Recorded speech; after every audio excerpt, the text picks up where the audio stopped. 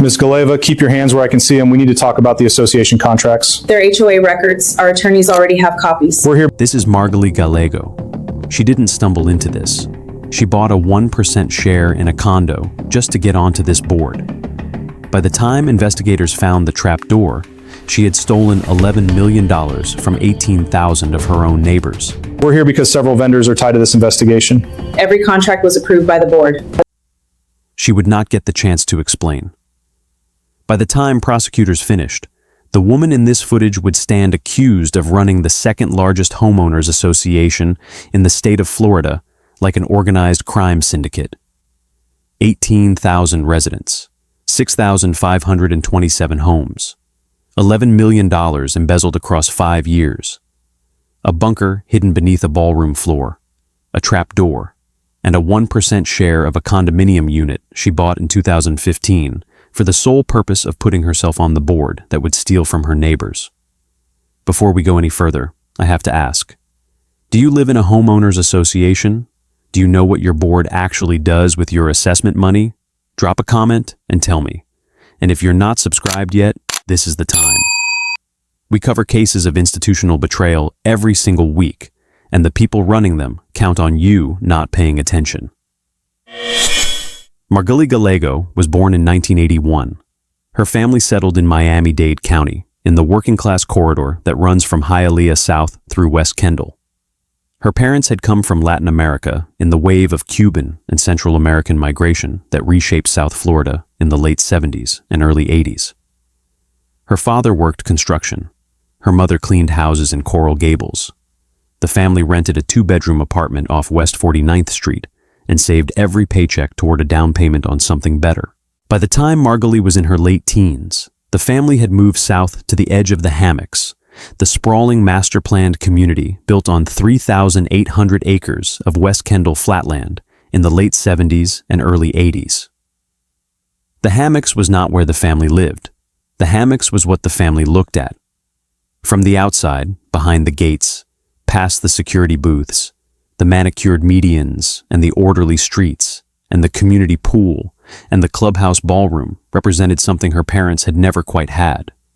Order, stability, a board of directors, rules.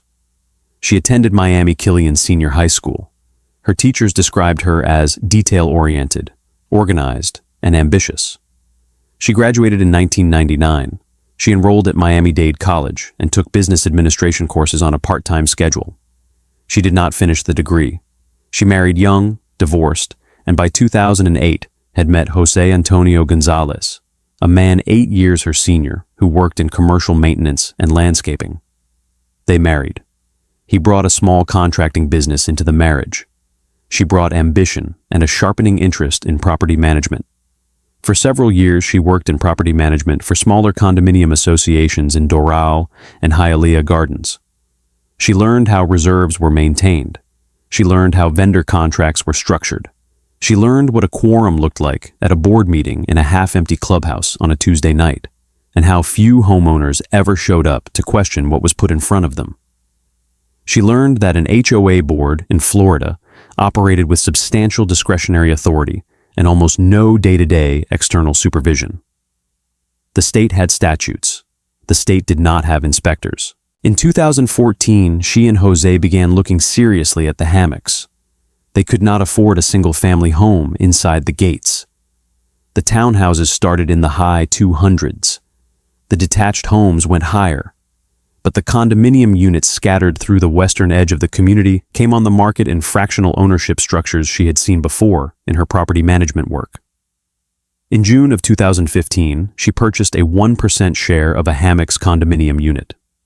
1%. The full ownership was held by another party. Her name appeared on the deed as a fractional co-owner. 1% was enough. Florida law and the Hammocks' own bylaws required only that a board candidate be an owner of record within the community. The bylaws did not specify a minimum ownership percentage. 1% was a percentage. She was an owner. She was eligible. That November, she filed her candidacy for the Hammocks Community Association Board. She campaigned on accountability. She campaigned on transparency. She campaigned on lowering assessments. She knocked on doors and stood in the clubhouse parking lot, handing out flyers in Spanish and English. She was elected to the board as treasurer in December of 2015. 2 years later, in 2017, the sitting president stepped down. The board, by internal vote, elevated Margaly Gallego to the presidency of the Hammocks Community Association. She was 36 years old. She controlled, through her position, the procurement, vendor relationships, and assessment policies of an HOA representing 18,000 residents across 6,527 homes on 3,800 acres of West Kendall. She had bought 1% of a condominium to get there. To understand what came next, you have to understand what a homeowners association in Florida actually is. An HOA is a private corporation. The board of directors is elected by the membership, meaning the homeowners.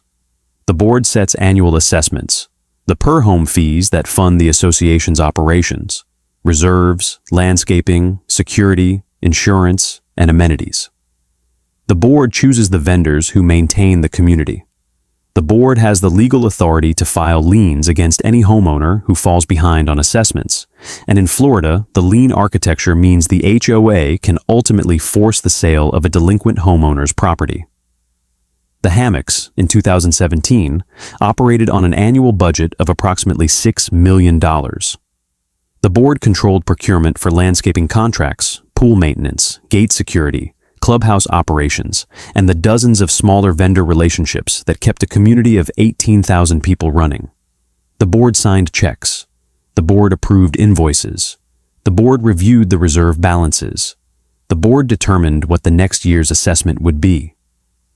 The institutional check on a Florida HOA board's conduct, in theory, runs two ways. First, the membership can vote board members out at the next election.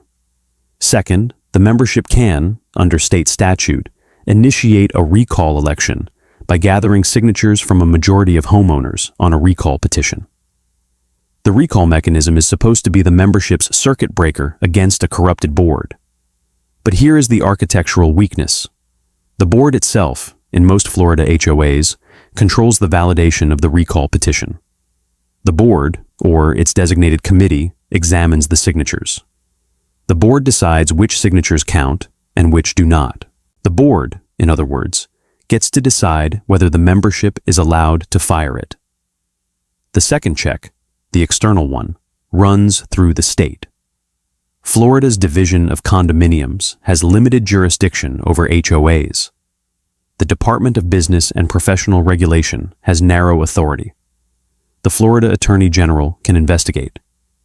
But for the most part, when an HOA board crosses from mismanagement into crime, the case has to be made by local prosecutors, county investigators, and the homeowners themselves filing complaints with the state attorney's office. The Hammocks Community Association, in 2017, sat at the top of a structure designed to trust the people sitting on the board. The board had keys to the office. The board had signing authority on the operating accounts. The board controlled the vendor list. The board determined what records were produced to whom. And the board, if it wanted to, could engineer the physical spaces of the HOA office to suit its own purposes. Margaly Gallego wanted to. The pattern began in early 2018, within months of Gallego taking the gavel. The first vendor was a company called Coastal Maintenance Solutions, registered in Doral, with a mailing address that traced back to a UPS store box. The company had no employees, no website, no documented prior projects. Coastal Maintenance Solutions submitted an invoice to the Hammocks for $48,000 in landscaping work along the community's southern perimeter. The work was never performed. The check cleared. The vendor was a shell. Its registered agent was Gallego's cousin, Kevin Leonardo Alzate. The bank account into which the $48,000 was deposited had been opened by Alzate 3 weeks before the invoice was submitted. Within 10 days of deposit, the funds moved through a series of cash withdrawals at branches in West Kendall and Hialeah, and a portion was wired into an account in the name of Jose Antonio Gonzalez, Gallego's husband. That was the template. Over the next 5 years, Gallego built a network of approximately a dozen sham vendors operating against the Hammocks. Some were registered in her cousin's name. Some were registered through Ivan Diaz, an associate. Some were processed through paperwork prepared by the board's outside accountant, Jesus Q. The accountant attested to the legitimacy of the invoices. The board approved the invoices. The checks cleared. Jose Antonio Gonzalez's vendor entity, registered as a maintenance and landscaping contractor, received more than $1 million in association payments between 2018 and 2022. The work he was paid for was largely not performed. Some was performed but billed at 3 to 4 times the going rate. The difference, the inflation above market, was the mechanism. It was not theft of services in the obvious sense. It was the manufactured spread between what the hammocks paid and what the work was worth.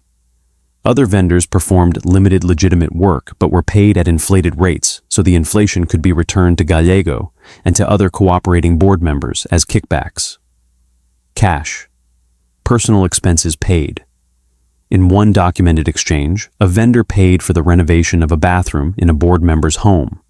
Another paid the lease on a vehicle. The HOA credit cards were a separate stream.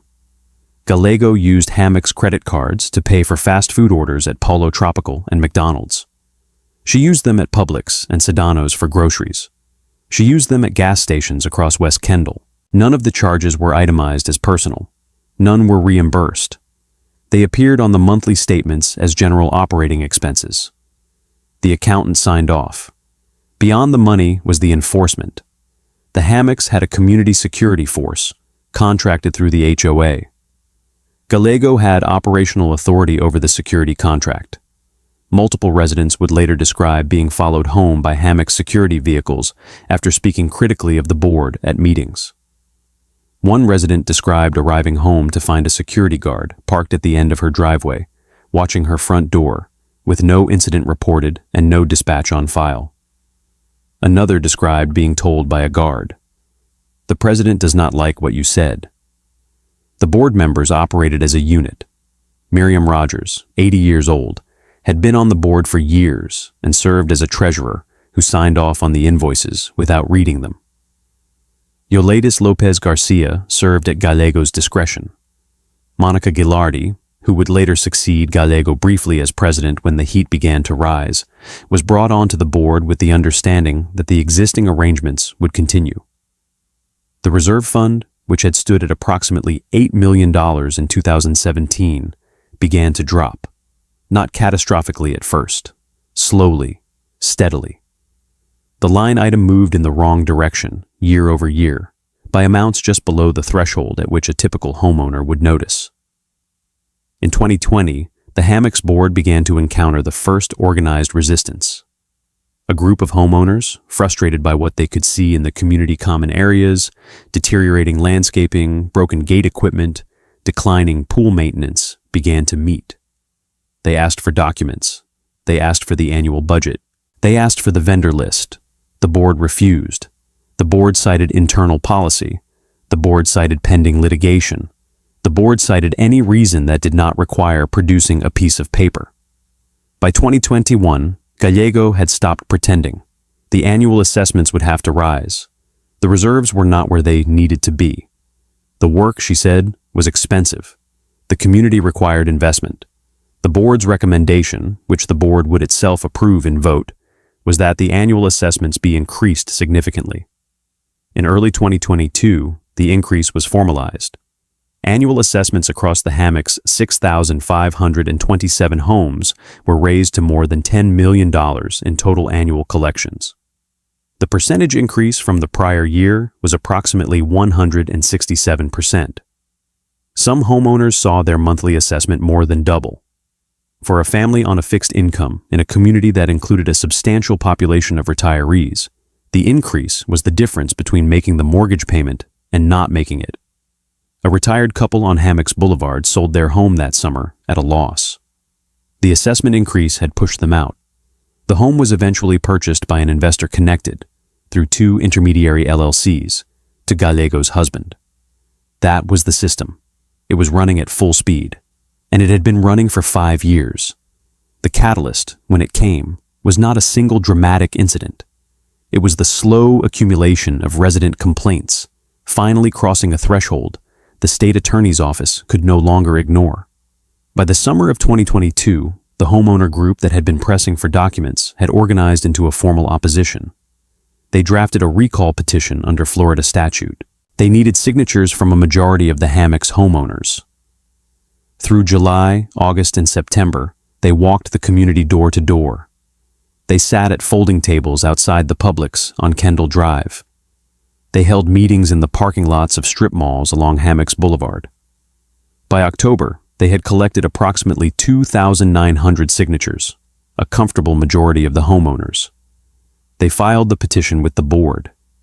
Under Florida statute, the board had limited grounds on which to invalidate signatures, primarily questions about whether the signer was the actual property owner of record. Gallego's board took the petition. The board referred it for validation. The board's chosen reviewer, working from the office that Gallego controlled, examined the signatures one by one. When the validation was complete, the board announced that 1,900 of the 2,900 signatures had been invalidated. The reasons varied. Some signatures, the board said, did not match the property records. Some signers, the board said, were not in good standing on their assessments. Some signatures, the board said, were duplicate or illegible. After the invalidation, fewer than 1,000 signatures remained. The threshold for a recall election under Florida statute was not met. The recall failed. The homeowner group did not stop. They began filing complaints with the Miami-Dade State Attorney's Office. They documented the deterioration of the community common areas. They submitted the assessment increase paperwork. They submitted screenshots of public records showing vendor entities registered to Gallego's cousin, her associate, her husband. They submitted the names of board members and the dates of suspicious payments. The state attorney's office, under Catherine Fernandez Rundle, had been receiving complaints about the hammocks for over a year.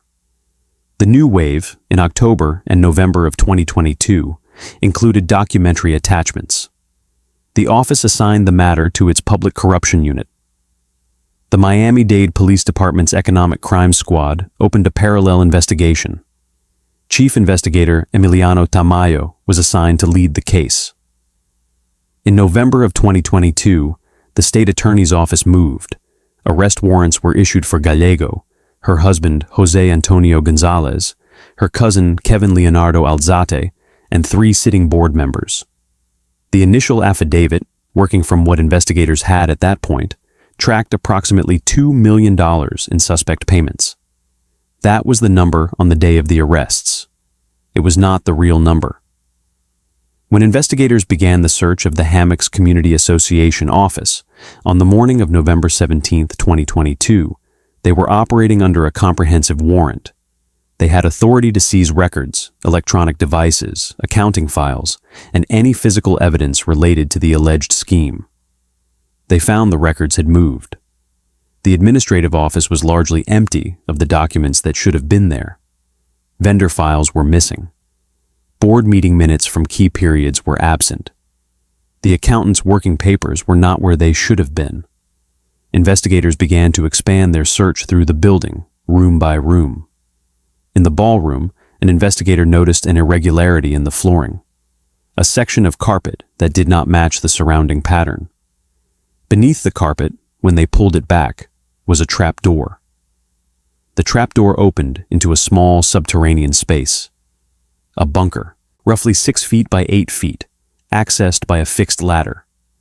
Inside the bunker, investigators recovered boxes of documents that the board had been refusing to produce. Vendor contracts, canceled checks, invoices, bank statements, communications between board members. Some of the documents were marked for shredding. Some had been partially shredded and were waiting for completion. The bunker was the moment the case opened. The records pulled from the trapdoor took investigators 6 months to organize. The Miami-Dade State Attorney's Office brought in forensic accountants. The Miami-Dade Police Department's Economic Crime Squad worked in parallel. The Florida Department of Business and Professional Regulation contributed records. The picture that emerged was substantially larger than the initial $2 million affidavit. The forensic accountants traced approximately $11 million in payments out of Hammock's assessment funds across the 2017 to 2022 period that they could affirmatively attribute to the sham vendor architecture. The number was more than 5 times what the initial arrest affidavit had alleged. The full scope had been hidden, the investigators concluded, by the document concealment. The records included a complete vendor map, Coastal Maintenance Solutions, registered to Alzat, totaling approximately $800,000 over 5 years. JG Landscaping Services, registered to Gonzalez, totaling more than $1 million. Diaz Property Holdings, Q Consulting Group, multiple other entities, all tracing back through the same small constellation of names, addresses, and bank accounts. The accountant, Jesus Q, was interviewed in early 2023. He spoke for approximately 6 hours over 2 days. He named names. He produced his own working files, which he had kept at his home rather than at the Hammock's office. He described being directed by Gallego on which invoices to approve and which to suppress. He described meetings in the boardroom in which the assessment increase was workshopped specifically to fund the next phase of vendor payments. He agreed to cooperate against the other defendants.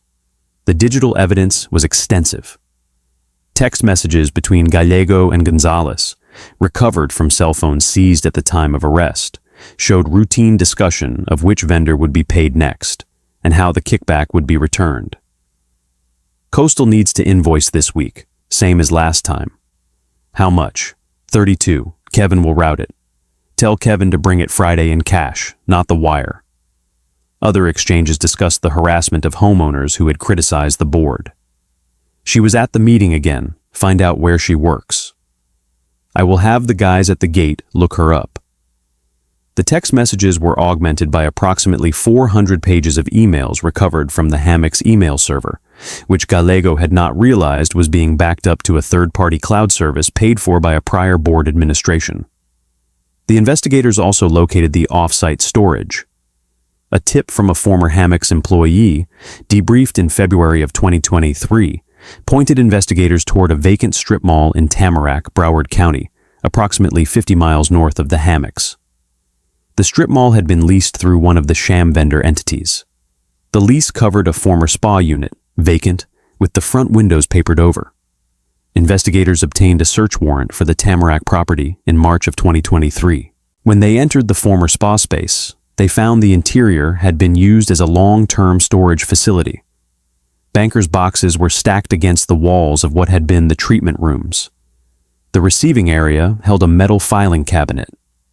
The boxes contained documents that paralleled and supplemented what had been recovered from the bunker under the ballroom floor. The investigators now had 2 complete document caches. The case the state attorney's office had been building was no longer a $2 million theft case. It was an $11 million racketeering case against an HOA board that had run for 5 years like an organized criminal enterprise. We are heading into the courtroom now. Before we do, if you have made it this far, you already know this case is something different. Subscribe and hit the notification bell. We do not look away from these stories, and the verdict in this one tells you exactly how Florida ended up writing the book on HOA prosecution. By the time of the November 2022 arrests, Gallego had been put on notice. Records production subpoenas had been served on the Hammock's office in October. The board had responded with motions, with objections, with delay. Gallego had taken the additional step of filing a civil lawsuit against the Miami-Dade Police Department officers assigned to the investigation, alleging harassment and improper conduct. The lawsuit was, in the prosecutor's later characterization, a defensive operation designed to slow the criminal investigation by tying its lead detectives up in civil discovery. The arrest itself took place at her home in West Kendall on a Thursday morning, just after 7 a.m. Miami-Dade detectives, in plain clothes, with marked units behind them, approached the front door. The body cam recording captured the exchange. Margali Gallego, we have a warrant for your arrest. On what charge? Racketeering, organized scheme to defraud, grand theft. I need you to step outside. This is a setup, you know that. My attorneys told me this would happen. Ma'am, step outside. I have done nothing. I have served this community. Every dollar that came in was for the benefit of the residents. We are not having that conversation here, ma'am. Please step outside. I want to speak with my attorney. You can do that. After you are outside, in handcuffs, you can do that. She came outside. She was handcuffed in her own driveway, in front of her husband, in front of two neighbors who had stopped on their morning walk to watch. She was placed in the back of a Miami-Dade police vehicle. Her husband was arrested separately in the same operation an hour later. Her cousin, Kevin Leonardo Alzate, was picked up at a job site in Hialeah. The three other board members were taken in over the course of the same morning. Gallego was booked into the Turner Guilford Night Correctional Center. Bond was set, then revoked, then reset under conditions she could not meet. She would remain in custody from November of 2022 forward, through every motion, every continuance, every plea negotiation. By the time her case reached its final resolution, she had been in pretrial custody for more than 3.5 years. She did not speak to investigators after the arrest. Her lawsuit against the Miami-Dade detectives, the one she had filed weeks earlier, was dismissed by a separate civil judge in early 2023 on the grounds that it was a transparent obstruction effort. The case took 3.5 years to reach its plea.